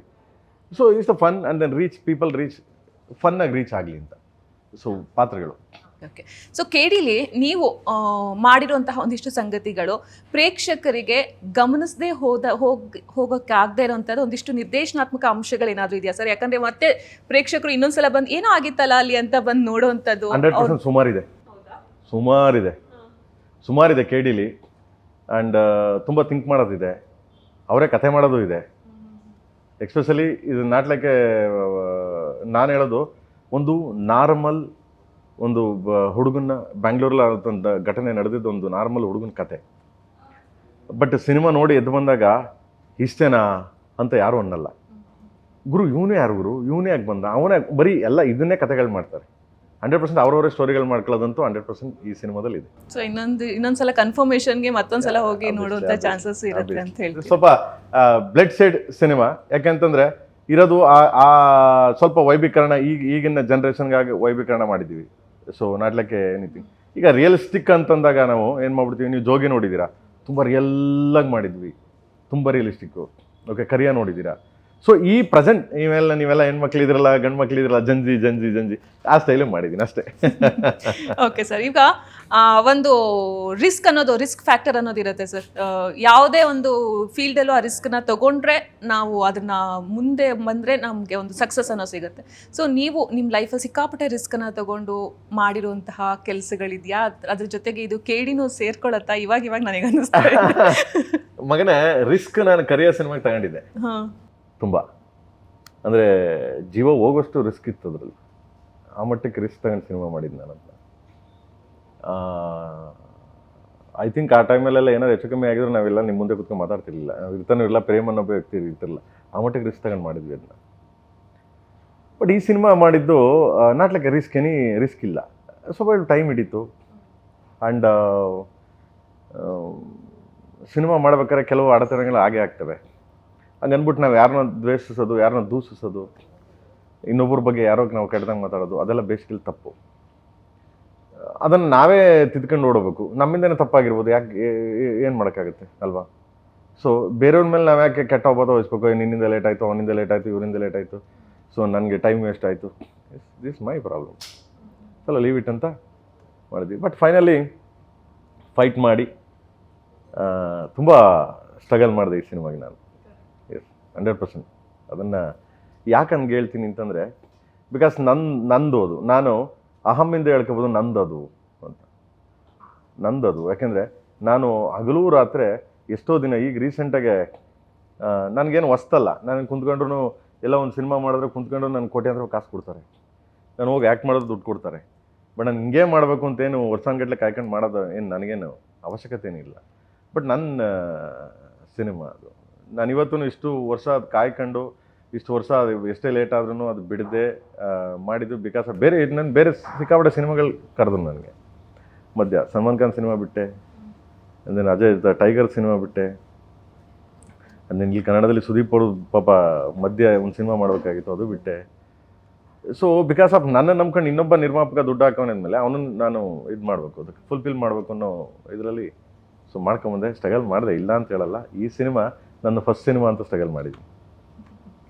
ಹಾಗೆ ಅಂದ್ಬಿಟ್ಟು ನಾನೇನೋ ಅದ್ಭುತವಾಗಿ ಸ್ವರ್ಗ ತೋರಿಸ್ತಾ ಇದ್ದೀನಿಲ್ಲ, ಒಂದು ನಾರ್ಮಲ್ ಸಿಂಪಲ್ ಹುಡುಗನ ಲೈಫ್ ಕಥೆನ ತುಂಬ ಬ್ಯೂಟಿಫುಲ್ಲಾಗಿ ಕತೆ ಕಟ್ಕೊಟ್ಟಿದ್ದೀನಿ. ಸೊ ಸೆನ್ಸಾರಿಂದ ನಿಮ್ಮ ಸಿನಿಮಾಗೆ ಅಪ್ರೂವಲ್ ಸಿಗಬೇಕು ಅನ್ನೋದು ಇವತ್ತಿನ ದಿನಗಳಲ್ಲಿ ಎಷ್ಟು ಕಷ್ಟ ಆಗ್ಬಿಟ್ಟಿದೆ ಸರ್? ಬಿಕಾಸ್ ನಿನ್ನೆನೂ ಒಂದು ನಿಮ್ಮದು ಟ್ರೇಲರ್ ಡಿಲೀಟ್ ಮಾಡಬೇಕಾದಂಥ ಒಂದಿಷ್ಟು ಪರಿಸ್ಥಿತಿ ಬಂತು. ಇವಾಗ ಮತ್ತೆ ಬೇರೆ ಅದನ್ನು ರಿವೈಸ್ ಮಾಡಿ ಹಾಕಿದ್ದೀರಾ ಮತ್ತೆ ನಿನ್ನೆ 6 hours ಬ್ಯಾಕು. ಸೊ ಎಷ್ಟು ಕಷ್ಟ ಆಗುತ್ತೆ ಒಂದೆಲ್ಲ ಸಿನಿಮಾ ಒಂದು ಪ್ರಾಡಕ್ಟ್ ರೆಡಿ ಆಗಿದೆ, ಜನರ ಮುಂದೆ ಬರಬೇಕು ಅಂತ. ನಿಜವಾಗ್ಲೂ ಹೇಳ್ಕೊಂಡು ಸಣ್ಣ ಪುಟ್ಟವ್ರು ಮಾಡೋದು ತುಂಬಾ ಕಷ್ಟ ಇದೆ. ಯಾಕೆ ಹಂಗೆ ಹೇಳ್ತೀನಿ ಅಂತಂದರೆ ಇಲ್ಲೆಲ್ಲ ಒಗ್ಗಟ್ಟಿರಬೇಕು. ಒಂದು ಇಲ್ಲಿ ನಮ್ಮಲ್ಲಿ ನಮ್ಮ ಚಿತ್ರರಂಗ ಅಂತ ಏನಿದೆ, ಬೇರೆ ಲ್ಯಾಂಗ್ವೇಜ್ ವಹಿಸ್ಕೊಂಡ್ರೆ ಒಗ್ಗಟ್ಟಿಲ್ಲ. ನಾನು ಓಪನಾಗಿ ಹೇಳ್ತೀನಿ, ಅದೇನು ತೊಂದರೆ ಇಲ್ಲ, ಯಾರು ಬಂದ್ಬಿಟ್ಟು ಯಾರು ನನ್ನ ಕೇಳೋ ಅಧಿಕಾರನೂ ಇಲ್ಲ. ಇಲ್ಲಿ ಯಾರಿಗೂ ಒಗ್ಗಟ್ಟಿಲ್ಲ. ಫಸ್ಟ್ ಆಫ್ ಆಲ್ ಯಾಕೆ ಒಗ್ಗಟ್ಟಿಲ್ಲ ಅಂದರೆ, ಈಗ ಅಲ್ಲೆಲ್ಲಾದ್ರೂ ಆಂಧ್ರದಲ್ಲಿ ಯಾವ್ದಾದ್ರು ಒಂದು ಸಿನಿಮಾ ಸಿಗಾಕತ್ತೆ, ಏನೋ ಪ್ರಾಬ್ಲಮ್ ಆಯಿತು ಅಂದರೆ ಇಮಿಡಿಯೇಟ್ ಫೋನ್ಗಳು ಹೋಗ್ತವೆ, ಇಮಿಡಿಯೇಟ್ ಹೋಗುತ್ತೆ. ತಮಿಳ್ನಾಡಲ್ಲಿ ಹೋಗಿ ಇಮಿಡಿಯೇಟ್ ಹೋಗುತ್ತೆ, ಮುಂಬೈಲಿ ಹೋಗಿ ಇಮಿಡಿಯೇಟ್ ಹೋಗ್ತದೆ. ಯಾಕೆಂದರೆ ಅಲ್ಲೊಂದು ಯೂನಿಟಿ ಇದೆ. ಆಮೇಲೆ ಯಾಕ್ರಿ ಅಂತ ಕೇಳೋರಿದ್ದಾರೆ. ಇಲ್ಲಿ ಅಪ್ಪಾಜಿ ಇದ್ದರು, ಅಂಬರೀಷಣ್ಣ ಇದ್ದರು, ಅಪ್ಪಾಜಿ ಅಮ್ಮ ಇದ್ದರು. ಸೊ ಅದು ಬಿಟ್ಟರೆ ಅಂಬರೀಷಣ್ಣ ಇದ್ದರು. ಅವಾಗ ಏನೇ ಪ್ರಾಬ್ಲಮ್ ಆದರೂ ಓಡೋಗಿ ಹೇಳಿದ್ರೆ, ಏಯ್ ತಾಳ್ರಿ ನಮ್ಮದು ಯಾಕ್ರಯ ಅನ್ನೋ ಒಂದು ಅವಾಜಿತ್ತು. ಯಾಕ್ರಯ ಏನು ಚಿತ್ರರಂಗ ಸಾಯಿಸ್ಬೇಕು ಅಂದ್ಕೊಂಡ್ರೆ ನೀವು ಅನ್ನೋ ಲೆವೆಲ್ಗೆ ಒಂದು ಬ್ಯಾಕ್ ಬೆನ್ನಲ್ಲಿ ಬಿತ್ತು. ಇವಾಗ ಅದು ಯಾವುದೂ ಇಲ್ಲ. ಅವ್ರವ್ರ ಸಿನಿಮಾಗೆ ಅವ್ರವರ ಹೀರೋಗಳು ಸಿಗಾಕೊಂಡ್ರ ನೀವೇ ಹೀರೋಗಳು, ನೀವು ಬಿಡಿಸ್ಕೊಬನ್ನಿ. ಪ್ರಾಬ್ಲಮ್ ಆಯ್ತಾ ಆಯಿತು. ಸೊ ಸೆನ್ಸಾರ್ ಅನ್ನೋದು ಬಂದ್ಬಿಟ್ಟು 100% ಸೀಮಿತ ಇದ್ದೇ ಇದೆ. ಯಾಕಂದರೆ ಅದು ಗೌರ್ಮೆಂಟ್ ರೂಲ್ಸ್ಗಳಿರ್ತವೆ, ಅವ್ರದ್ದು ತಪ್ಪೇನಿಲ್ಲ. ಬಟ್ ಇಲ್ಲಿ ಸೆನ್ಸಾರ್ ಅಂತಿದೆಯಲ್ಲ ಕರ್ನಾಟಕದಲ್ಲಿ, ಅದನ್ನು ನಮ್ಮ ಇಂಡಸ್ಟ್ರಿಯವರೆಲ್ಲ ಸೇರಿ ಇಂಡಸ್ಟ್ರಿ ಇದೆಲ್ಲ ಮಾಡಿ ಇಲ್ಲಿ ಮಾತಾಡಿ ಒಳ್ಳೊಳ್ಳೆ ಆಫೀಸರ್ಸ್ಗಳನ್ನ ಒಳ್ಳೊಳ್ಳೆ ಇವ್ರನ್ನ ಇಲ್ಲಿ ಹಾಕಿ ನಮ್ಮ ಕನ್ನಡ ಸಿನಿಮಾಗಳು ಅನುಕೂಲ ಆಗೋ ಥರ ದಯವಿಟ್ಟು. ಕನ್ನಡ ಸಿನಿಮಾ ಅನುಕೂಲ ಅಂತಂದರೆ ನೀವೆಲ್ಲನೂ ಬಿಡಿ ಅಂತಿಲ್ಲ. ಸೆನ್ಸಾರ್ಗೆ ಅವ್ರದ್ದೇ ಒಂದು ಗೈಡ್ಲೈನ್ಸ್ ಇರುತ್ತೆ.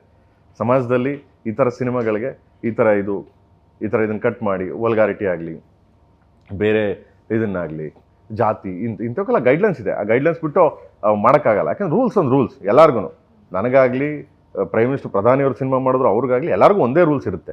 ಬಟ್ ನಾನು ಹೇಳೋದು ಈಸಿಯಾಗಿ ಸಿಗೋ ಥರ ಇಲ್ಲಿ ಮಾಡಿ. ಇಲ್ಲ ಬಾಂಬೆಗೆ ಹೋಗಿ ಬಾಂಬೆಯಿಂದ ಮಾಡಿ, ಸೊ ಅಲ್ಲಿಂದ ಮಾಡೋದು ಬದಲು ಇಲ್ಲಿ ಕರ್ನಾಟಕದಲ್ಲಿ ನೀವೆಲ್ಲ ಸೇರ್ಕೊಂಡು ದಯವಿಟ್ಟು ಇಲ್ಲಿ ಏನೇ ಆದ್ರೂ ಇಲ್ಲಿ ಸಮಜಾಯಿಸ್ಕೊಳ್ಳಿ. ಗೈಡ್ಲೈನ್ಸ್ ಏನಿದೆ, ಸರ್ಕಾರದ ಗೈಡ್ಲೈನ್ಸ್ಗಳೇನಿದೆ ಅದನ್ನು ಇಲ್ಲೇ ಫುಲ್ಫಿಲ್ ಮಾಡೋಕ್ಕೆ, ಇಲ್ಲೇ ಕ್ಲಿಯರ್ ಮಾಡೋಕ್ಕೆ, ಇಲ್ಲೇ ಮಾಡೋಕ್ಕೆ ನೀವೆಲ್ಲ ಸೇರ್ಕೊಂಡು ಒಂದು ಇದು ಕೊಡಿ ಅಂತ ನೆನ್ನೆನೂ ಕುಮಾರಣ್ಣಂಗೆ ಹೇಳಿದ್ದೀನಿ ನಾನು. ನೆನ್ನೆನೂ ಕುಮಾರಣ್ಣ ಹತ್ರ ಕೂತು ಸುಮಾರು ಒಂದು ಅರ್ಧ ಗಂಟೆ ಮಾತಾಡಿ, ಅಷ್ಟು ಬಿಸಿ ಸಡೂಲಲ್ಲಿ ಅರ್ಧ ಗಂಟೆ ಹೊತ್ತು, ಅಣ್ಣ ದಯವಿಟ್ಟು ಅವಾಗ ಅಮ್ಮ ಇದ್ದರು, ಅಪ್ಪಾಜಿ ಇದ್ದರು, ಹಿಂಗೆಲ್ಲ ಇದ್ರು ಅಣ್ಣ, ಈಗ ನೀವೇ ಇರೋದು ಇಂಡಸ್ಟ್ರಿಗೆ. ಸಿನಿಮಾ ಗೊತ್ತಿರೋದು ನೀವು ಒಬ್ಬರೇ ಅಣ್ಣ, ಓಕೆ, ಸಿನಿಮಾ ಗೊತ್ತಿರೋದು ನೀವು ಒಬ್ಬರೇ, ಅದು ಸೆಂಟ್ರಲ್ ಇದ್ದೀರಿ, ಓಕೆ, ಸೆಂಟ್ರಲ್ ಮಿನಿಸ್ಟ್ರು ಕೂಡ ಅಲ್ಲಿ ಇದ್ದೀರಿ. ಸೊ ಅದಕ್ಕೆ ನೀವು ದಯವಿಟ್ಟು ಸಪೋರ್ಟ್ ಮಾಡಿ ಅಂದರೆ ಕನ್ನಡ ಇಂಡಸ್ಟ್ರಿ ಅವ್ರಿಗೆ ಗೊತ್ತು. ಇಲ್ಲ ಪ್ರೇಮ್ ನನಗೂ ಅರ್ಥ ಆಗುತ್ತೆ, ಮಾಡೋಣ ಅಂತ ಹೇಳಿದ್ದಾರೆ. ಸೊ ನಾನು ಅದೇ ಎಕ್ಸ್ಪೆಷಲಿ ಈ ಸಿನಿಮಾಗೆ ತುಂಬ ಥ್ಯಾಂಕ್ಸ್ ಕುಮಾರಣ್ಣ ಆಗಲಿ, ಪ್ರಹ್ಲಾದ್ ಜೋಶಿ ಅವರಾಗಲಿ, ಆ್ಯಂಡ್ ವಿ ಸೋಮಣ್ಣ ಆಗಲಿ. ಆ್ಯಂಡ್ ಫೋನ್ ಮಾಡಿದ ತಕ್ಷಣ ಫೋನ್ ತೆಗಿತಾರೆ, ರೆಸ್ಪಾನ್ಸ್ ಮಾಡ್ತಾರೆ. ಓಕೆ, ಈಗ ನಮ್ಮಂಥವ್ರಿಗೆ ಓಕೆ ಇದಿದ್ದಾರೆ, ಸೊ ಓಕೆ. ಬೇರೆಯವ್ರು ಸಣ್ಣ ಪುಟ್ಟವ್ರಿಗೆ ಏನಾಗ್ಬೋದು ಅಲ್ವಾ? ಸೊ ನಾನು ಹೇಳ್ತಾ ಇರೋದು ನಿಮ್ಮ ಗೈಡ್ಲೈನ್ಸಲ್ಲೇ ನೀವು ಮಾಡಿ. ನೀವು ಸೆನ್ಸಾರ್ ಯಾವತ್ತೂ ತಪ್ಪೇ ಅಲ್ಲ. ಬೇಸಿಕಲಿ ಏನು ಹೊಸ್ತಾ, ಏನು ನಮಗೊಂದು ರೂಲ್ಸು ಬೇರೆಯವ್ರಿಗೊಂದು ರೂಲ್ಸ್ ಏನಲ್ಲ ಇಲ್ಲಿ. ಸೊ ನಿಮ್ಮ ರೂಲ್ಸ್ ಪ್ರಕಾರ ಮಾಡಿ, ಬಟ್ ನೀವು ಇಲ್ಲಿ ಕೈಗೆ ಸಿಗೋ ಥರ ಮಾಡಿ ಅಂತ. ಎನಿಥಿಂಗ್ ಸಿನಿಮಾ ನೀವು ನೋಡಿದ್ರೆ, ಈಗ ನೀವು ಬಂದಿದ್ರಿ, ನೀವೇನೋ ಪ್ರಾಬ್ಲಮ್ ಮಾಡಿದ್ರೆ ನೀವು ಎದುರುಗಡೆ ಸಿಗ್ತೀರಾ, ಮಾತಾಡ್ಬೋದು.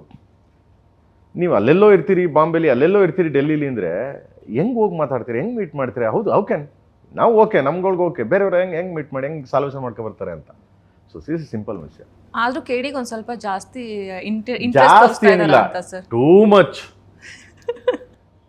ಮಚ್. ಎಲ್ಲಿದೆ ಅದು? ಕೆ ಯಾಕಂಗಿದೆ ಅನ್ನೋ ಲೆವೆಲ್ಗೆಲ್ಲ ಬಂದರು. ಎಲ್ಲಿದೆ ಅದೇ ಹಾಕಿದೆ, ಈ ಹಾಕಿದೆ ಇದೆ ಅಲ್ಲಿ, ಹಿಂಗೆಲ್ಲ ಬಂದರು. 6 ಇದೆ, 6 ಇಲ್ಲ ಸ್ವಲ್ಪ ಕಮ್ಮಿ ಮಾಡಿ ಅದನ್ನ 6 ಅಂತ ಹಿಂಗೆ. ಸೆಲ್ಫ್ ಸೆನ್ಸರ್ ಇವಾಗ ತುಂಬ ಮುಖ್ಯ ಆಗತ್ತೆ ಅಂತ ಅನ್ಸುತ್ತೆ ಸರ್. ಇವಾಗ ನೀವು ಒಂದು ಸಿನಿಮಾ ರೆಡಿ ಮಾಡ್ತಾ ಇದ್ದೀರ ಅಂದ್ರೆ ನಾವೇ ಸೆಲ್ಫ್ ಸೆನ್ಸರ್ ಮಾಡ್ಕೊಳ್ಳೋದೇ ಇವಾಗ. ಹಂಗೇನಿಲ್ಲ ಮಗನೇ, ಈಗ ಒಬ್ಬ ಕ್ರಿಯೇಟರ್ ಅಂದಮೇಲೆ ಅವನಿಗೆ ತುಂಬ ಫ್ರೀಡಮ್ ಇರುತ್ತೆ. ಇವಾಗ ಮಲಗಿರ್ತೀವಿ, ಮಲಗಿರ್ತೀವಿ, ಮಲಗಿಬೇಕಾದ್ರೆ ಯಾವುದೋ ಕನ್ಸಲ್ಲಿ ಏನೋ ಬಂದ್ಬಿಡ್ತು, ಅದು ಸೆನ್ಸರ್ ಮಾಡೋಕ್ಕಾಗತ್ತೆ ನಾವು. ಆಮೇಲೆ ನಾವು ನಿನ್ಗೆ ಹೇಳಾದ್ಮೇಲೆ ತಾನೇ ನೀನು ಸೆನ್ಸರ್ ಮಾಡೋಕ್ಕಾಗಲ್ಲ. It's a dream, my dream, ಅದು ನಮ್ಮ ಕನಸು. ಸೊ ನನ್ನ ಕನಸಲ್ಲಿ ಹಿಂಗೆಲ್ಲ ಬತ್ತು ಗುರು ಅಂತ ನಾನು ಇನ್ನೊಬ್ರಿಗೆ ಹೇಳಿದಾಗ ಅವನು ಚೆನ್ನಾಗಿದೆ ಬಟ್ ಇದು ಬೇಡ, that is a censor. But it is good guidelines, ಪ್ರತಿಯೊಬ್ಬನ ಗೈಡ್ಲೈನ್ಸ್. ಆಮೇಲೆ ಸೆನ್ಸಾರ್ ಅನ್ನೋದು ಪ್ರತಿಯೊಬ್ಬ ಜೀವನಕ್ಕೂ ಅಳವಡಿಸ್ಕೋಬೇಕು. ಫಸ್ಟ್ ಆಫ್ ಆಲ್ ನಿಜವಾಗ್ಲೂ ಸೆನ್ಸಾರ್ ಅನ್ನೋದು ಪ್ರತಿಯೊಬ್ಬ ಜೀವನಕ್ಕೂ ಅಳವಡಿಸ್ಕೋಬೇಕು. ಅವಾಗಲೇ ನಾವು ಫ್ಯೂಚರಲ್ಲಿ ಬೆಳೆಯೋಕ್ಕೆ ಸಾಧ್ಯ. ಬಟ್ ಹಂಗನ್ಬಿಟ್ಟು ತೀರಾ ಸೆನ್ಸಾರ್ ಆಗ್ಬಿಟ್ರೆ ನಾವು ಅಯ್ಯೋ.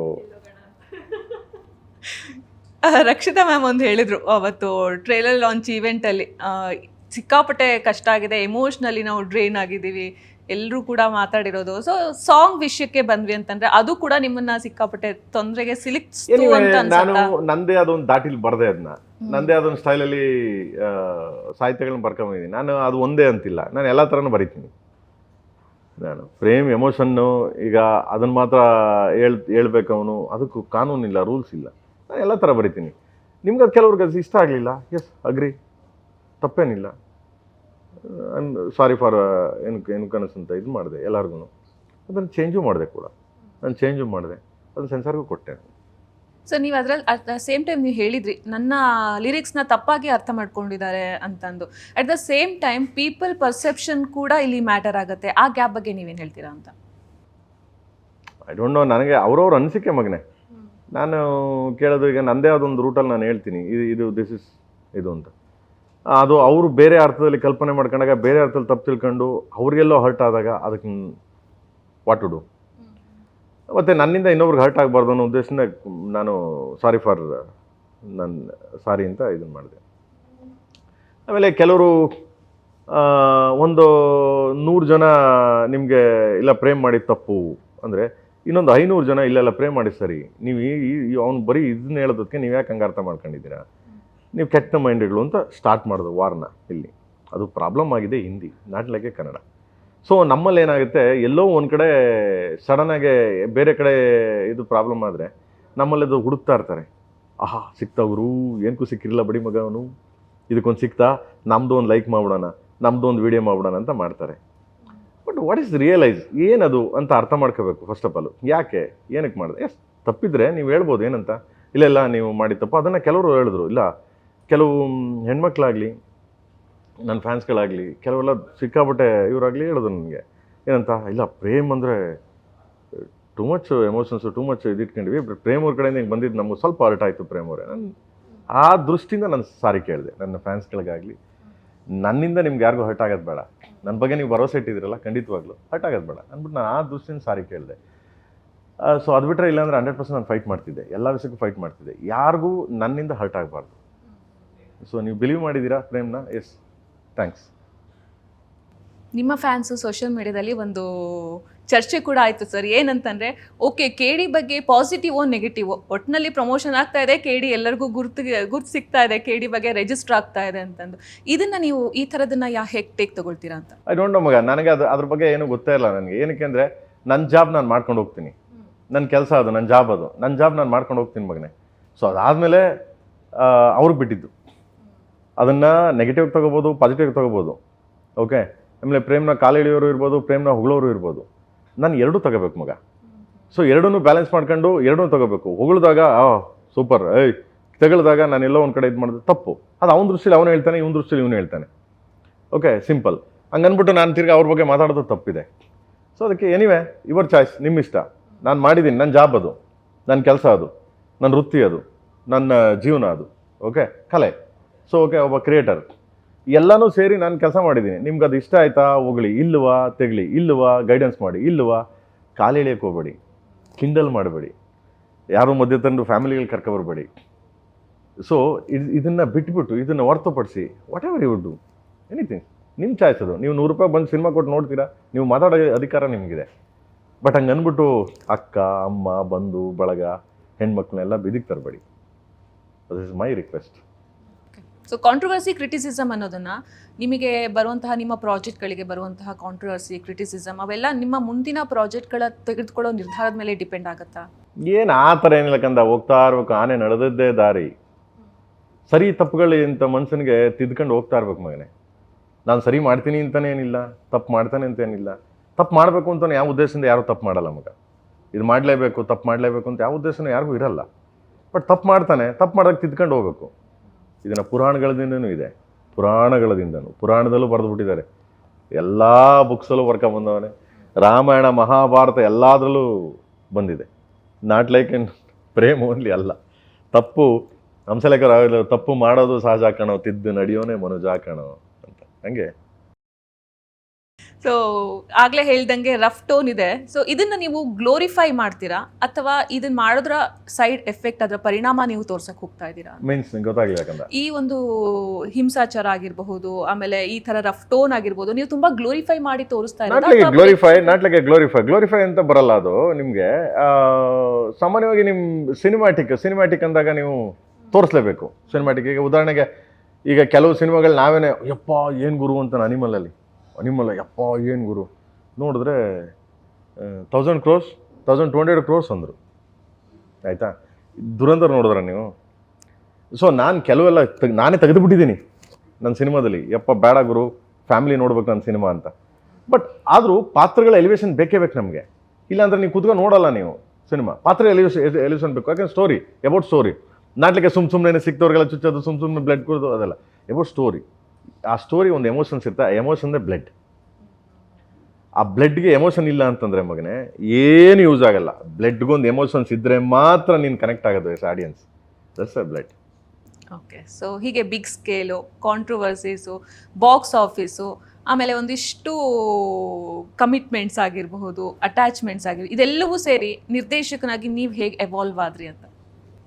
Nothing, I don't know. ನನಗೆ ಇವತ್ತಿನವರೆಗೂ ನನ್ನ ಜಾಬ್ ನಾನು ಮಾಡ್ಕೊಂಡು ಹೋಗ್ತೀನಿ ಕಂದ. ನನಗೆ ಅಷ್ಟು ಐಡಿಯಾನೂ ಗೊತ್ತಿಲ್ಲ, ಅಷ್ಟು ದೊಡ್ಡವನೂ ಅಲ್ಲ ನಾನು. ಆಮೇಲೆ ನನ್ನ ಜಾಬು, ನನ್ನ ವೃತ್ತಿ, ನಾನು ಹಿಂಗೆ ಮಾಡಬೇಕು ಅಂತ ಒಂದು ಗುರಿ ಇರುತ್ತೆ ನನಗೆ. ಸೊ ಹಂಗೆ ಕ್ಯಾರಿ ಮಾಡ್ಕೊಂಡು ಹೋಗ್ತಾ ಇರ್ತೀನಿ. ಅದನ್ನು ನನ್ನ ಹಿತೈಷಿಗಳಿರ್ಬೋದು, ನನ್ನ ಫ್ಯಾನ್ಸ್ಗಳಿರ್ಬೋದು, ನನ್ನ ಬಂಧು ಬಳಗ ಇರ್ಬೋದು, ನಾನೆಲ್ಲರೂ ಒಂದು ಸ್ವಲ್ಪ ಹಂಗೆ ಎಡೋದಾಗ ಅದನ್ನು ಸ್ವಲ್ಪ ತಿದ್ಕೊಂಡು ಮುಂದೆ ಹೋಗು ಅಂತಾರೆ. ಅದಕ್ಕೆ ಇದ್ದಾರೆ, ಅಷ್ಟು ನನ್ನ ಪ್ರೀತಿ ಮಾಡ್ತಾರೆ. ಓಕೆ. ಸೊ ಅಷ್ಟು ಬಿಟ್ರೆ I don't know. Okay sir, ಕೊನೆಯದಾಗಿ KD ದಿ ಡೆವಿಲ್ ಸಿನಿಮಾ ನೋಡಿ ಪ್ರೇಕ್ಷಕರು ಹೊರಗಡೆ ಬರ್ತಿರ್ಬೇಕಾದ್ರೆ ಅವರು ಯಾವ ಎಕ್ಸ್ಪೀರಿಯನ್ಸನ್ನ ತಗೊಂಡು ಹೋಗ್ತಾರೆ, ಏನು ಫೀಲ್ ಮಾಡ್ಕೊಂಡು ಹೋಗ್ತಾರೆ ಅನ್ನೋ ಕಾನ್ಫಿಡೆನ್ಸ್ ನಿಮಗಿದೆ? ಕಮರ್ಷಿಯಲ್ ಸಿನಿಮಾ ಮಗ. ನಾನು ಯಾರಿಗೂ ಬುದ್ಧಿ ಹೇಳಲ್ಲ, ಬುದ್ಧಿ ಹೇಳಕ್ಕೆ ಬರಲ್ಲ. ಆಮೇಲೆ ಇದೊಂದು commercial entertainment cinema. I am A business man.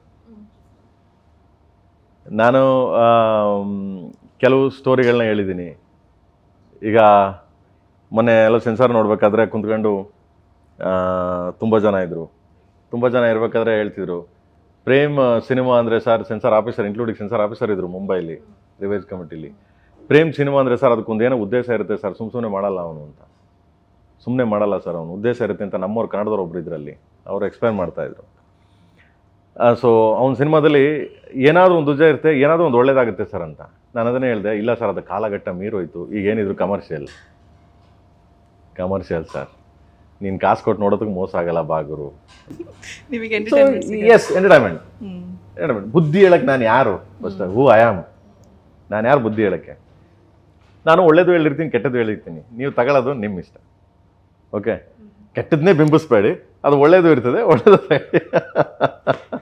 Okay sir, thank you. ಇದೇ 30ಕ್ಕೆ ಬರ್ತಿದೆ. And thank you so much. ನೋಡಿ, ಆ್ಯಂಡ್ ಒಂದು ಸಿಂಪಲ್ ಚೊಕ್ಕವಾದ ಪುಟಾಣಿ ಒಂದು family story, but blood shade ಇದ್ದೇ ಇರುತ್ತೆ ಹೇಳ್ತೀನಿ. ಆ್ಯಂಡ್ ಒಂದು ನಾರ್ಮಲ್ ಕತೆ. ನಾಟ್ಲಿಕ್ಕೆ ಪ್ರೇಮ್ ಏನಾಗುತ್ತೆ, ಪ್ರೇಮ್ಸ್ ಅಂತ ಆಗದ ತಕ್ಷಣ ಓಹೋ ಫುಲ್ ಎಲ್ಲರೂ ಹಿಂಗೆ ಎದೆಲ್ಲ ಬ್ಯಾಡ್ರಣ, ಹಿಂಗೆ ಬಂದು ಪಿಕ್ಚರ್ ನೋಡ್ರಣ ದಯವಿಟ್ಟು, ಏನು ಒಬ್ಬ ಡೈರೆಕ್ಟ್ರ್ ಕಣೆ ಅಂತ ಪಿಕ್ಚರ್ ನೋಡೋದು ನಿಮ್ಗೆ ತುಂಬ ಇಷ್ಟ ಆಗುತ್ತೆ. ಪ್ರೇಮ್ ಅಂದ ತಕ್ಷಣ ಎಲ್ಲ ಹಿಂಗೆ ಬರ್ತಾರೆ ಎಲ್ಲ. ನಾನು ಏನು ಮಾಡಲಿ ಅದಕ್ಕೆ. ಸೊ ಪ್ರೀತಿಯಿಂದ ತುಂಬ ಇದರಿಂದ ಮಾಡಿದ್ದೀನಿ ಈ ಸಿನಿಮಾನ. ತುಂಬ ಕಷ್ಟಪಟ್ಟು ಮಾಡಿದ್ದೀನಿ ಅಂತಪ್ಪ. ಒಂದೊಂದು ದಿನ 2,000 ಜನ ಮೇಂಟೈನ್ ಮಾಡಿದ್ದೀನಿ ಫರ್ ಡೇ. ಪರ್ ಡೇ ನೀವು ಸಿನಿಮಾ ನೋಡಿದಾಗ ಗೊತ್ತಾಗುತ್ತೆ ಯಾವನೇ ಹುಚ್ಚ ತೆಗೆದವನು ಅಂತ. ಓಕೆ, ಆ ಮಟ್ಟಕ್ಕೆ 2,000 ಮೇಂಟೈನ್ ಮಾಡಿ ಆ ವಿಜುವಲ್ ಎಫೆಕ್ಟು ಇದನ್ನು ಮಾಡಿದ್ದೀವಿ. ಆ್ಯಂಡ್ ಅಷ್ಟಕ್ಕೂ ನನ್ನ ಟೀಮು, ನನ್ನ ಏಡಿಗಳು ಆ್ಯಂಡ್ ಕ್ಯಾಮ್ರಾಮನ್ ಇಸ್ ಮೋಸ್ಟ್ ಸಖತ್ ವರ್ಕರು. ಇದಕ್ಕೆಲ್ಲ ಹೀರೋ ಬಂದು KVN. ಸ್ಟೇಜ್ ಮೇಲೂ ಕೂಡ ಇದಕ್ಕೆಲ್ಲ ಹೀರೋ KVN. ಓಕೆ, ಏನೇ ಆಗಿರ್ಬೋದು ಸಿನಿಮಾ, ನನ್ನಿಂದ ಲೇಟ್ ಆಗಿರ್ಬೋದು, ಅವರಿಂದ ಲೇಟ್ ಆಗಿರ್ಬೋದು, ಹೀರೋಯಿಂದ ಲೇಟ್ ಆಗಿರ್ಬೋದು, ಹೀರೋಯಿಂದ ಲೇಟ್ ಆಗಿರ್ಬೋದು, ಅವರಿಂದ ಲೇಟ್ ಆಗಿರ್ಬೋದು, ಒಬ್ಬ ಕ್ಯಾಮ್ರಾಮನ್ ಲೇಟ್ ಆಗಿರ್ಬೋದು, ಯಾವುದು ಲೇಟ್ ಪ್ರಶ್ನೆ ಬರಲ್ಲ, ಯಾವುದನ್ನು ಕ್ವಶನ್. ಓನ್ಲಿ ಸಿನಿಮಾ ಫೈನಲ್ ಏನು ಬರೋದು, so what is a result. ನಾವೇನೇ ಹೇಳ್ಬೋದು ರಿಸಲ್ಟ್ ಅಂತ. ಸೊ 30ನೇ ತಾರೀಕು ಬರ್ತಾನೆ, ಕೇಳಿ ನೋಡಿ please. Thank you so much. Thank you ಮಗನೇ. ಇದಾಗಿತ್ತು ಪ್ರೇಮ್ ಸರ್ ಮಾತು. ಇದೇ 30ನೇ ತಾರೀಕು KD ಸಿನಿಮಾ ರಿಲೀಸ್ ಆಗ್ತಾ ಇದೆ. ಹೋಪ್ಫುಲಿ ಈ ಇಂಟರ್ವ್ಯೂ ನಿಮಗೆ ಇಷ್ಟವಾಗಿದೆ ಅಂತ ಭಾವಿಸ್ತೀನಿ. ಇಷ್ಟವಾಗಿದ್ರೆ ಲೈಕ್ ಮಾಡಿ, ಕಮೆಂಟ್ ಮಾಡಿ, ಮತ್ತೆ ಶೇರ್ ಮಾಡಿ. ಹಾಗೆ ಪ್ರಜಾವಾಣಿ ಯೂಟ್ಯೂಬ್ ಚಾನಲ್ನ ಸಬ್ಸ್ಕ್ರೈಬ್ ಮಾಡಿ. ಹಾಗೆ KD ಸಿನಿಮಾ ಥಿಯೇಟರಲ್ಲೇ ಹೋಗಿ ನೋಡಿ. Thank you.